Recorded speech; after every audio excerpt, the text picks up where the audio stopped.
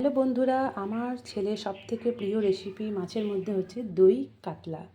তো দেখুন, আমি প্রথমে মাছগুলোকে নিয়ে নিয়েছি, তার মধ্যে গোলমরিচ দিয়েছি। এবার একটু লেবুর রস দেব, লেবুর রস আর একটু নুন দিয়ে আমি মাছটাকে ম্যারিনেট করে দেবো। দই আর কাজু বাদাম বেটে রেখেছি, এখানে পেঁয়াজ বাটা আছে।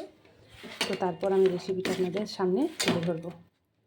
বন্ধুরা, আমি কড়াইয়ে তেল দিয়ে দিয়েছি। তো এবার মাছগুলো আমি এক এক করে সব ভেজে নেব।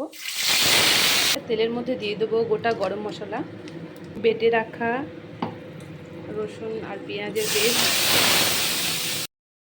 1 চামচ আদা বাটা। এবার আমি মশলাটাকে কষিয়ে নেব। তো দেখুন, পেঁয়াজটা আমার ভাজা হয়ে গেছে। এবার আমি দই এবং কাজুর যে পেস্টটা আছে আমি সেটা এখানে দিয়ে দেবো। এটা ব্যালেন্স করার জন্য একটু দিয়ে দিলাম আমি হালকা চিনি। এবার মাছগুলোকে আমি দিয়ে দেবো।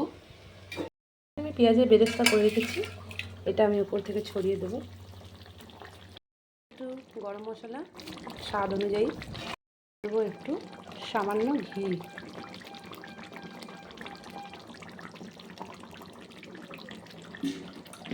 তো রেসিপিটা কেমন হয়েছে বন্ধু, আপনারা একটু কমেন্ট করে জানাবেন।